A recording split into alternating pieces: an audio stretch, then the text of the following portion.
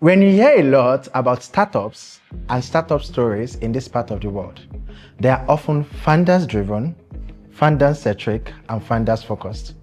Guess what? The employees that started the company are as important, if not sometimes more important, than the founders.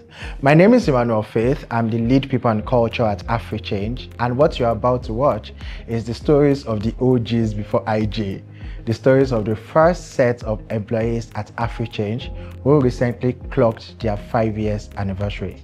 Guess what? They are not just 1 or 2 or 3 or 4. We actually had more than 6 employees clock their 5th year anniversary simultaneously. Take a seat back, enjoy, and listen to the stories of the builders behind the exciting products that you use.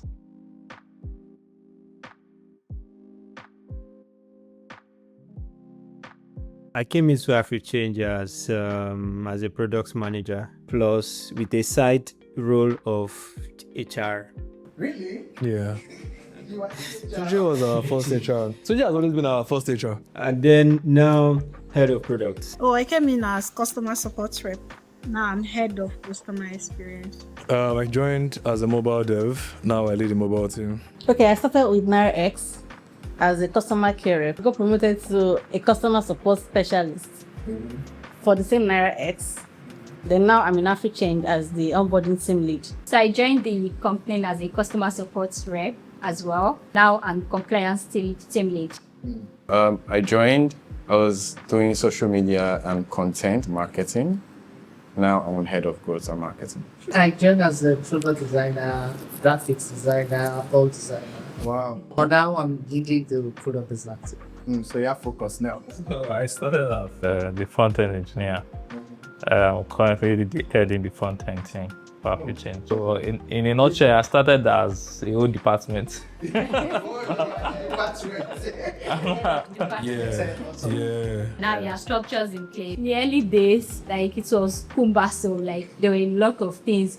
Like it was literally hands-on. Everything was manual. I remember we had to record transactions on Excel sheets. We had to record everything like customers inflow and the equivalent that they're supposed to receive in the currency, and then we had to manually pay out. I know that at that point, mistakes are bound to happen when you have manual processes. So there was a time I even overpaid the customer. Yeah.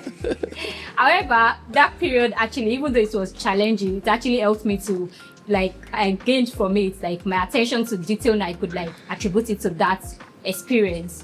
And so now, unlike now that we are enjoying, we have more structures in place, we have automated systems. So yeah, that. So bookkeeping was bookkeeping. Yeah. I remember then when we were still coming up with the ideas about starting to design and all that.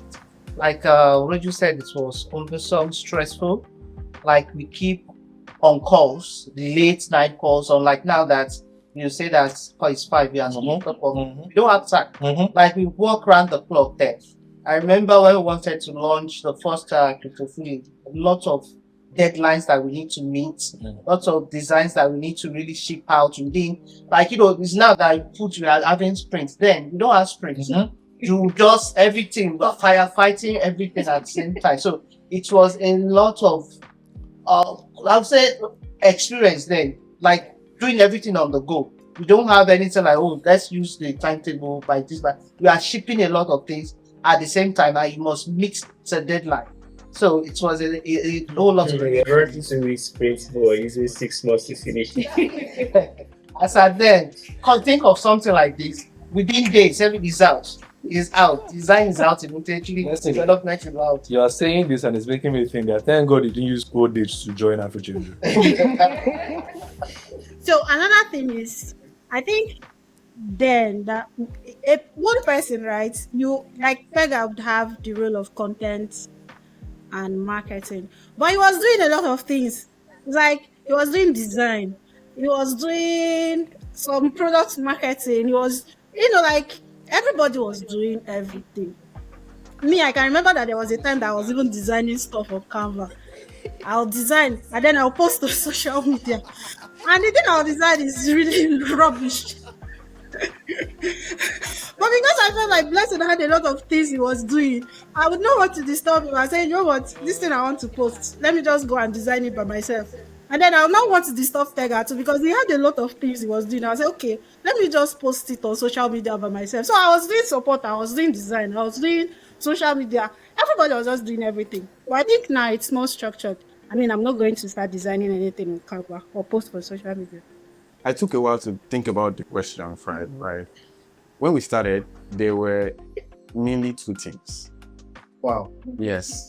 It was tech and product as one unit, and then growth and marketing. But under growth and marketing, there was also CS. So Possible, myself, Blessing, sometimes we frequent our calls, right? Peace, right? We're basically the ones that would come and do playbook. Right? So what that looked like was, it's easy for me to say that I was doing social media and content, but the truth is I was doing marketing really, right? Whether that was paid ads, we also had to like Possible said, do Canva. The key difference that has happened is there are now like structures and processes for the things that we execute on. But the spirit of our Startup work has not really changed. Right. Let me give case in point. So we used to use WhatsApp. Now we talk about Slack, right? But we used to use WhatsApp. I used to call us group of companies. We had a different. In fact, it was interesting. Now another thing I wanted to talk about here when I thought about it, I was like, we're talking AfriChange now, but we started as Crypto Fully, right? And one of the experiences I had with Crypto Fully was, I mean, it was 2020, and I didn't really know much about crypto. So while we were going to sell a product that was like crypto based, we also had to learn about crypto. It was learning on the job, doing the job. And then the very key part for me, and I think I shared that with Tunji, it's also why Tunji and I have a good bond, was being afraid that you're not delivering. I think I'll call Tunji some mornings, I'll be like, Ross, no results. Right? The anxiety that you lose your job. And I think the anxiety that you lose your job was good for me because it meant that you had to show up every day as though it was your last day and then try to save yourself that day. Right? So now there are structures, right? And then we've grown. We understand what is expected of us. We've learned the job and it's easy now. One, why did you guys quit? Why did you say, David, take your company? We are not doing it anymore. I want to say I think I quit virtually every day. Okay. Because back there, each time I say can I score, I have phobia back there because it's either it's complaining something didn't sense that wasn't working. And you won't be as nice, we just put it blunt. It's not working. It's rubbish. That time if I just say can I score, like even on the weekend, that time you can come even on a Sunday. There's a day I God bless her because there was one issue, customer possible it was recurring every single time. And when it got to like 1 a.m.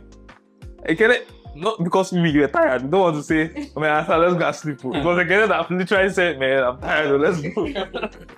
So I think it's part of the discipline actually laid most of the foundation that we are not enjoying currently. All those mistakes, I'm not sure we'll ever see it again on production. If any day it gets there, then probably there's something wrong. So yeah. I think I'm going to speak on top of that. Why? Because when I joined, that was the phase when they wanted to actually build the mobile app. And I think, remembering right now, I feel very sad to know that I was pushed to deliver a mobile app in 3 months. Tunji, I was swear for you, but ma, just pardon me. Now, what happened behind that is because the 3 months I was given to deliver the mobile app was me joining the team. I wasn't given any room to at least get to know the team, get to know the code base, right? I was just asked to go and build the mobile app in 3 months. And it was not an MVP, so to speak. It was a full-fledged feature that, you guys have already built with the web. It's already running and servicing. Yeah. You're not saying, okay, go and build this thing in 3 months.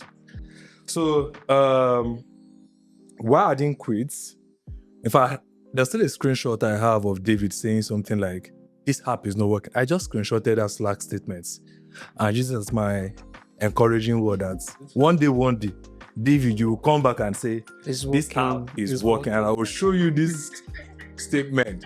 So to not quit is because working with a team makes it look like challenges are something that you should face and you can beat. Right. If you're not beating the challenges, I would have quitted. But everyone working with you, even down to date, they still have that same mindset. Whatever challenges you throw at them, right? Oh, we want to meet these targets, we want to do this. They just have that way of giving you that assurance that we can beat it. And I like knowing that that's the kind of team that I've worked with so far. So yeah. Yeah, for me, I think it's a bit different from everybody here because, like I said, I started with Naira X, and I think I was the only customer support person then. Even though we don't really have much customers, but we have troubling ones. And then, I escalate issues directly to David. And David, the time difference, he will not, sometimes he will not even respond. Sometimes he will just come maybe in the evening, and this is why, on my neck, troubling me. They want to know, the fact that I can't even see the process of their transaction. I don't even know what is happening. If the money is with the bank or from us, it was very frustrating. Very frustrating. It was not easy. But through it all, I know that. You mentioned one time that somebody mentioned your name. A customer slow for you. No, the swearing is like normal. First that. They are still swearing till tomorrow. So. When we were starting, we had there was a customer that was dragging us online and said that he doesn't have access to, like, and I will withdraw his money. I had over how many millions in AfriChange. Only for us to check. You see the way we're running Etasketa, trying to find out how. Only for us to find out the person had access to our test environment. It was someone, I think, that figured that out. I was like, what? No, we can ask the guy to share his login details. Yeah. I never shared Lori at AfriChange.com. I mean, why did I not do it? Two fronts. Personally, it was 2020, right? Oh, by the way, my frustration started almost immediately, right? After we did the launch. The launching is the easy part. We launched Crypto Fully in September 2020, right? But now you've launched Crypto Fully, get us users, right? Now, Crypto Fully, crypto products, also finance products, right? Yeah. What that means is people, their money were involved, right? You're dealing with the first problem of trust, people not trusting you, right? So you could get users and then they're not giving you transactions. That's a problem. Then we were not doing the elaborate marketing we're doing now. We didn't have budgets. What we're doing was social media. And if you know social media marketing, you know that you cannot even run ads on crypto-related businesses, right? So you have to, like, in the most organic way, get their attention, right? It was hard because I myself did not understand crypto. But it's 2020. I just got a job, right? It was work that they never make this thing, right? So it's like, yeah, stay here. Now, I think it was in December 2020 that we did a giveaway and people started, like, participating in the giveaway, and then I started seeing results. I think I called Peace and I was like, I know what my problem is, what frustrates me the most with AfriChange, or we're working in AfriChange on Crypto Fully at the time, was without immediate gratification, I would have just drop off, right? Yeah. But December, as those people came in, like, just chill, right? And then it took a dip again. And by May, so we shut down Crypto Fully, focus on AfriChange. By May, we got our first 1,000 users. From that point on, it was okay. That's why I think that's why I stayed. Is like, yeah, this thing will work. Yeah, I think for me at the time it was mostly because we had interesting problems to solve. Yeah, and we had really funny ones as well. So every day was exciting.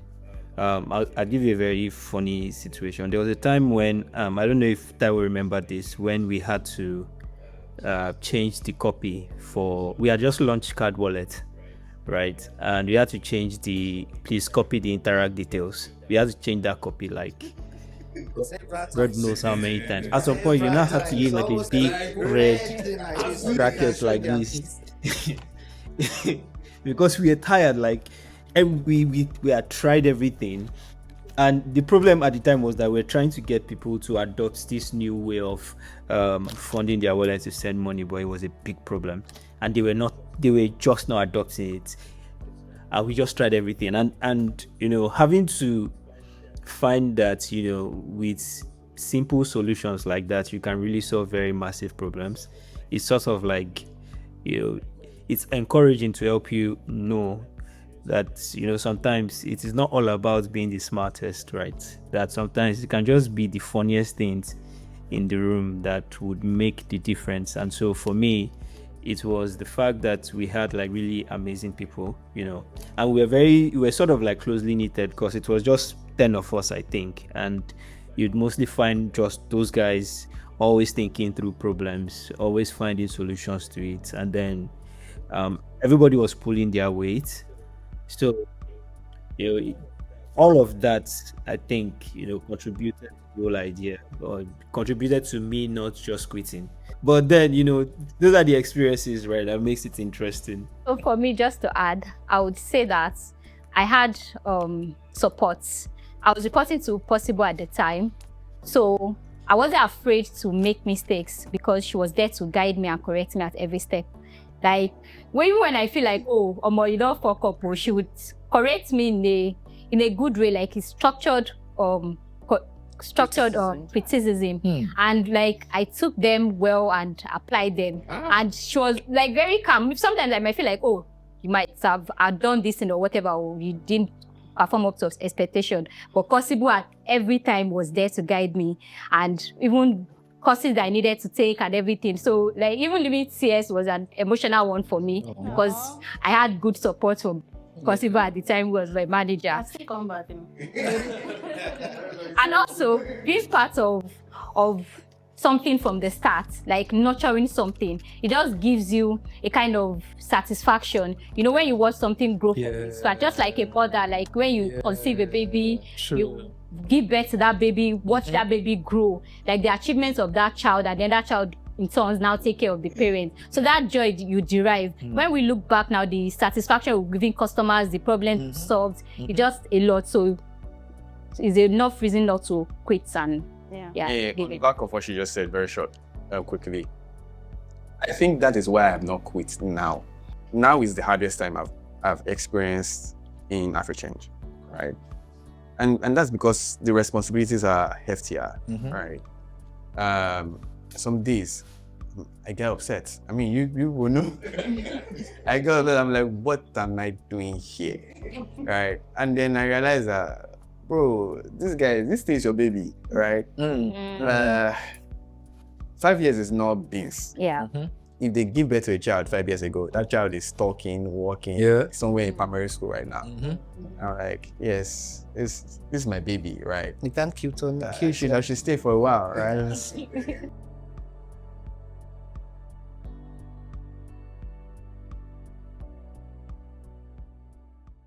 Like I said, I started with Naira X as a customer care rep, and majorly what I do was picking up calls, attending to users' complaints, and escalating issues. So this role actually gave me the ability to be able to solve problems and then to communicate well. Later, I transitioned. I was promoted to customer support specialist, and this role does not really have to do with calls alone. It has to have some other things that are included, like maybe checking the processes, users, transactions and everything, do you get? And I believe this role helped me a lot to, to keep tab on improving customers' experiences. Now I'm an onboarding team lead, and this role has, taught me a lot I'm trying my best. Like I'm now, responsible for keeping tabs on, onboarding metrics, getting users to verify their accounts. So I will say generally that the role in AfriChange, despite the fact that I'm still in CS, I've grown from direct support, like one-on-one support, to a leader. So it's really something that is of great, great impact for me. Like I'm happy about it. Yeah. So that has been my growth. So transitioning to compliance was the growth I didn't know I needed because I was comfortable in CS. I was comfortable, I was okay.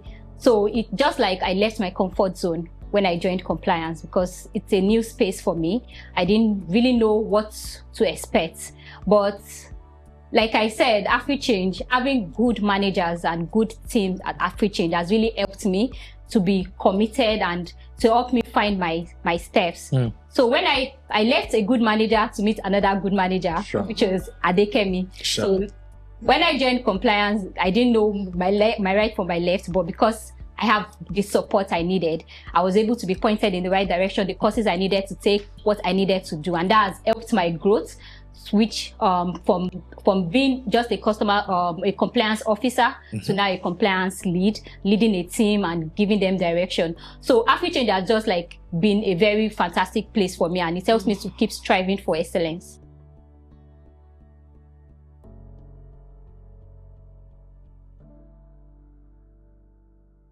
How does it feel? Right. I think I'm going to take a cue from what Tega said. Knowing that this is literally what you conceived, so to speak, right? Or you birthed, it just makes it like you would grow. I feel like going into my Yoruba mood right now, where, as a mother and a father, you will bless. Yeah. That is how AfriChange, waking up to AfriChange every day looks like, right? It is with the intentionality of, I don't care whether anybody likes it or not, right? I'm talking about whether I'm being applauded or being praised. No, it's not about that. It's about you, this child. You must grow. You must grow. You don't have No to. get choice. It's a yes or yes. It's a yes or yes, chief. Yeah. And so all that it came with, right? I'm talking about moving from being the guy that built the first app down to the guy that managed quite a lot of very good talents, right? To me, it's add-on. It's beautiful, it's cool, but the focus and the drive and the joy has always been about the fact that AfriChange, as my baby, right, you would grow. And so if I'm to now pick a cue from, the add-ons, what to do now? Small, I've been able to successfully impacted some people, right? I know of when some of my guys were leaving. I'm sure they'll probably see this video somewhere. Abdul, that was the first guy that left the team. I remember him telling me carefully that, Mr. Tayo, I don't want to leave, but my parents are saying that I must go and look for a stable job. Like, it's not a stable job. Go and join, what is that company called?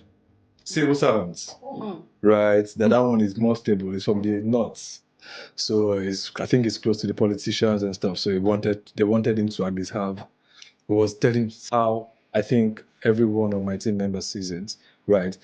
We've dedicated so much into AfriChange that it's just like family. It's just like our child, and we want to see it go. So that in itself is just what the joy is, right? And what my own pride and take home always has been. Yeah, I think I will speak more towards my experience as being a lead coming from myself and me, most of the work. I think I had a very hard time delegating because because then you're dealing with the fact that there's an issue, it needs to be done, and it needs to be done on time. True. And it needs to be done properly. True. So I think as the time I think I kept saying, you have guys. But it's still making out them this is not done properly. Or else why am I taking too much time? So it had to get to a point, and I said, okay, let me even trust and let them deliver when they deliver. As much as I will listen them, but I still give them the room to, because I now get to realize that if I'm doing a lot of these things, they won't get that experience that I also had. So most time, I think I have to learn delegation the hard way. And I started delegating a lot. At some point, I said, come on, I know over delegate. So, yeah, so that was part of the challenge of as I teach heading the department.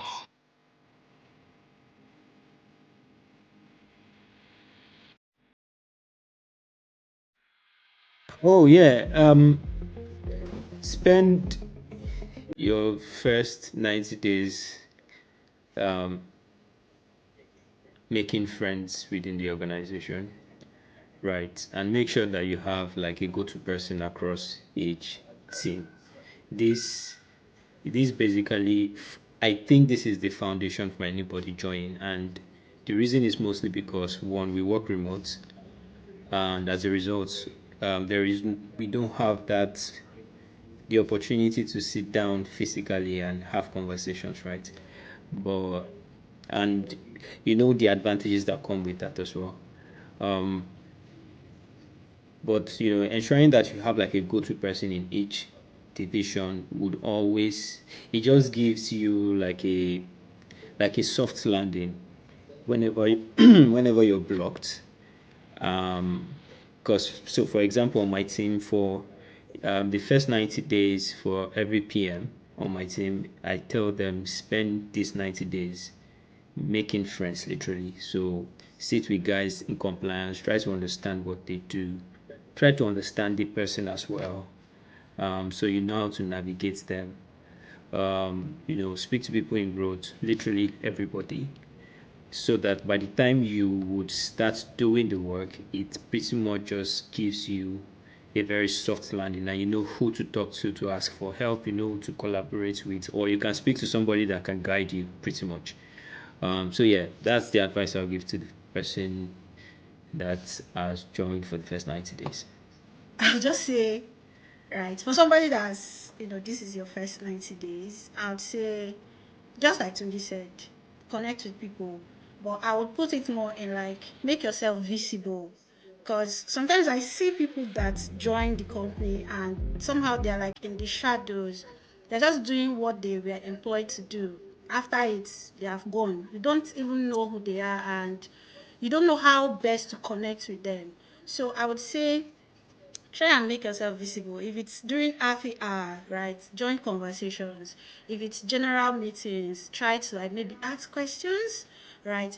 Get people to know who you are as much as you are trying to get to know who they are, right? And maybe volunteer for solving problems. So what I mean is, when within your team, when there is an issue that you need to resolve, or there needs to be somebody to fix it, try to step up and say, hey, let me handle this, because I feel like that is how you would learn easily and faster, right? Because you are new, you are trying to learn the processes, you're trying to learn everything that is happening, but you can only learn when you handle tasks, when you take care of stuff, when you get things sorted. And by doing that also, it affords you the chance to collaborate with other departments and just put yourself out there. So yeah, I would say put yourself out there. Let people know you and maybe see you if possible. Yeah.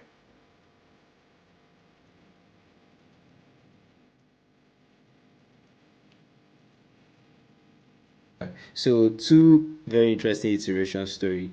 First is that AfriChange was once upon a time a one pager. If possible, and I'm John will remember, we just had one form, and it was just filling your details, and then we would tell you, we'll send you an email to tell you to send money to a dedicated account that we had. And once you do that, we now have to manually check and then fund you manually, you know. But today, and that was a one pager form for just a single corridor in one specific, within a single send and receive corridor, right? Because we only had Canada to Nigeria at the time, and within a space of 5 years, and to just drive the message of how important you have to iterate when it comes to building products like this. Within a space of 5 years, that one single pager has evolved into a full-blown application that has changed directions from being a remittance application to something looking more like a neobank now, and is now operating across 4 different countries, soon to be 6 different countries. So yeah, iteration is pretty much very important. We've seen that in real time over the years, and it's super important for teams like ours to be able to ensure that this is a very strong part of their processes. There is an advantage coming into that kind of scenery that being a marketer gives me, and that is, in marketing we say that everything we do is an experiment. What is an experiment? You try something, you are not certain what the results will be. You hope that it will turn out good, but then you are not entirely sure. So you track, you monitor, and based on how it's performing per time, you iterate and iterate it. That's literally what marketing is.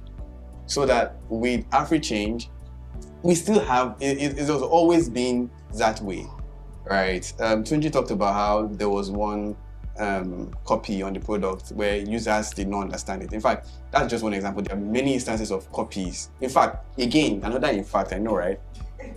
Yesterday, myself and David still talked about how certain copies, we need to work it again because people don't seem to understand it, right? That's how iteration looks like. It's like, we've done this thing, right? It's not bad though, but I think if we tweak it this way, it will be better.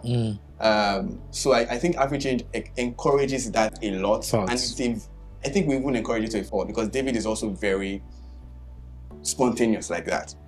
So what that means is David can sleep and wake up tomorrow and get a bright idea, and that bright idea looks like the direction we want to go.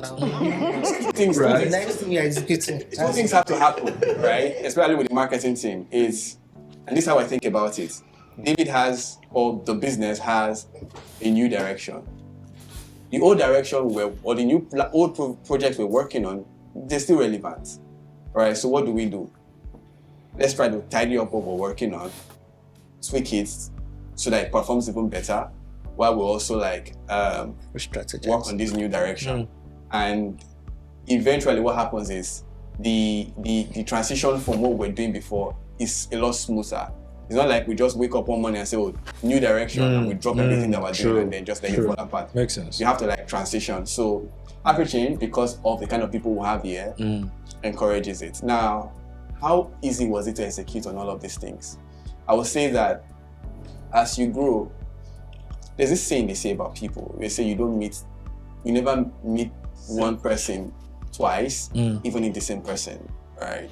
The product is growing, the business is growing, so that the risk involved when you make a blunder has changed.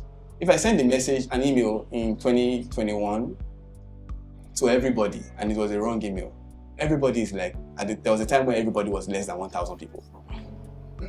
Today, if I send a wrong email to everybody, the same everybody, my phone, I know that David is going to be calling me. Why? So it's the same action, it's the same ideation, but the consequence is very different. The impact also is very different. So did it become easier? It became harder, right? The things we need, I'm thinking from a marketing POV now, the things that we needed, resources that we needed to execute on tasks and projects then were not a lot.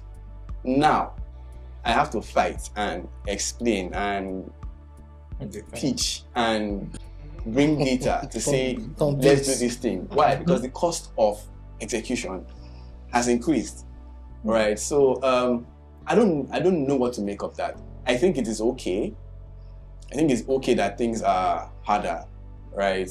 If they were not getting harder, then probably we're not doing anything serious, right? I think that difficulty is a signal. AfriChange, the way we know the product right now, I understand it, is a remittance product. but the brand itself is very community focused. And the question is, what communities are we focused on? So you're thinking of the African community, Africans across the globe, whether that is diaspora Africa or Africans in Indigenous, Africa, yeah. right? You're thinking of the immigrant community that's speaking to the diaspora Africans now. For us, it is not just about making it easy for them to send money across borders. It's basically making their experiences as immigrants a lot easier, right? Sure. So right now we're doing remittances, but money is a very interesting commodity, right? It touches on other things outside of itself, outside of the transaction that is money exchange, right? So that you will see, we are working. I mean, it's a journey, right? We want to get to the point where whenever somebody thinks of adopting a new home, whenever an African thinks of adopting a new home, they're thinking AfriChange first, all right? And they're thinking about AfriChange, not because they want to do remittances, but because they know that with AfriChange, part of that journey that they're about to embark on, it is a lot easier. Whether that is sending money, whether that is finding soft landing in terms of network, community in their new location, it just makes your journey easier because you're with AfriChange. Yeah. Right. So, I mean, all of the work we're doing now, that is where we are headed. Everybody say head of good.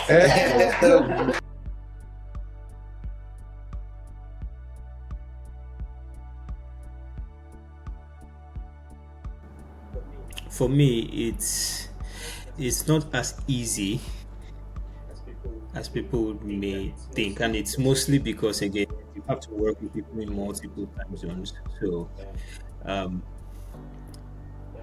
that may involve, staying up till when the person in the other time zone is just waking up. It can be a bit complex sometimes, but being that we've done it over the past 5 years now, we've created a system that just makes it work.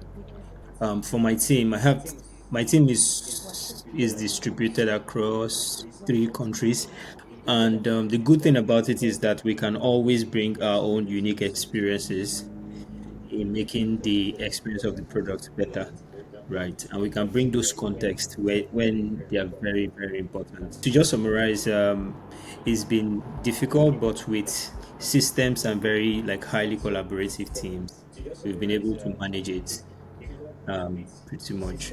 So for me, right, it's just like Tunji said, it's not really been easy. I think it's kind of like tasking, especially when you have people in other time zones. I think somebody mentioned earlier about David being in a different time zone, how it affected like complaints, trying to resolve customer issues and all of that. Because sometimes you need him in real time as the issue is happening, as the problem is occurring. You need somebody to resolve it at that time. And then it's also kind of like affects us a lot because we have customers in Canada. So it means the team themselves is in Nigeria or in the UK.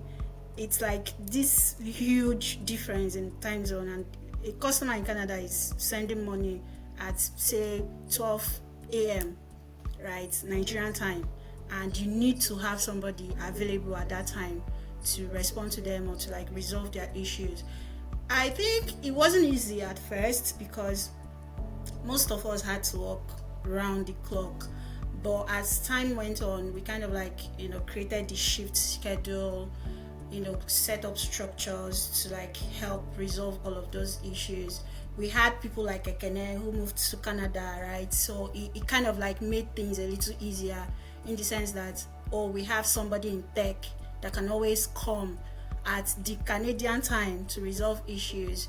But then in terms of like trying to communicate amongst ourselves, it's also can be challenging. But I think, we've gotten a hang of it because we work remotely. And working remotely just helps a lot of things. You know, you have to plan your time, you know what time would be convenient for everybody to sit on a call, or what time, you know, would be convenient to get a user, to have somebody in Nigeria call a user in Canada, and all of that. So it was challenging, I would say, but I think now we've gotten a hang of it, really. That's really about it.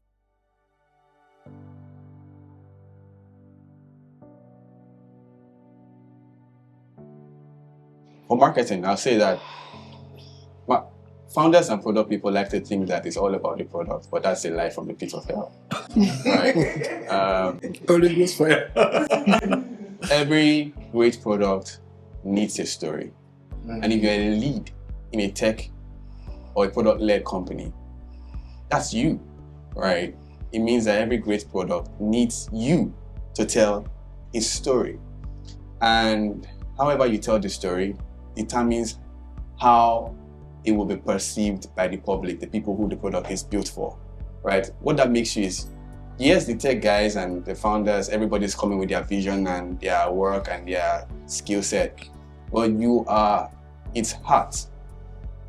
Let me tell you, think of all the great products you know, products that people love to use, that you love to use. You don't talk about them from a point of it's built on Python or the founder is this and that. We talk about it from the point of how you interact with what you see from them. So you are the heart of that company or of that product, and you should feel like you're doing something important. True. Just do it. Absolutely. It's hard. You will do multiple things. You will fight people. You will explain your job. But you have to do it. Have fun while you're doing it, right? A lot of the times, I think myself and Teg has fought God knows how many times. Myself and Possible have probably parried on ourselves, you know, in the past due to one delayed feature that did not go live. But there were still specific scenarios or situations where, you know, we still come together and still laugh at ourselves. I could remember one time when we did our first meetup in 2020 or 2021, and it was all bands, right? I could basically just tell that, you know, through all these bands, through all these fights, we're still enjoying ourselves while building this product. And that's my parting words, right? Have fun while you're building. My parting word would be love what you do, right? I think it's at the back of what Tunji has said. Just love it. Sometimes people join the company because there is a job vacancy and okay, I can do this thing, and then when they come, it's like, oh, I'm not really okay with where I'm at, I want to move to somewhere else and all of that. But I think I would say just love what you do. If you've joined the company, you will love it. So be open-minded to loving it. Accept it. Do your job with love, because that's how you grow. That's how you become a better person. And the team is quite an amazing team. Like, we have really interesting people. I think I used to say that there was a time I was speaking to somebody, a friend of mine, that was just in the presence or like in the room when we were having a team meeting in the early stages, and then he goes, wow, you guys were really handpicked. And by handpicked, it just means like you guys have bright people, you guys have intelligent people. It's like they just handpicked you people and dumped you in one group and say, hey, do this stuff. And then we did it because we loved it and we loved ourselves. So yes, that's my parting word. Just love it. Try and love it. That was an exciting conversation, wasn't it? I just want you to know that you do not have to be a founder to make a lot of measurable impact in tech. As you've listened to our head of growth, head of product, head of CX, backend lead, front-end lead, everybody has contributed to the growth of AfriChange and to what the company is today. So this is my word for you. Whatever your hands find doing, do it diligently, because either you are leading from the front or from the back, your work is making great impact and users across the globe are enjoying the result of your work. Thank you very much for watching, and follow us, AfriChange, on all platforms.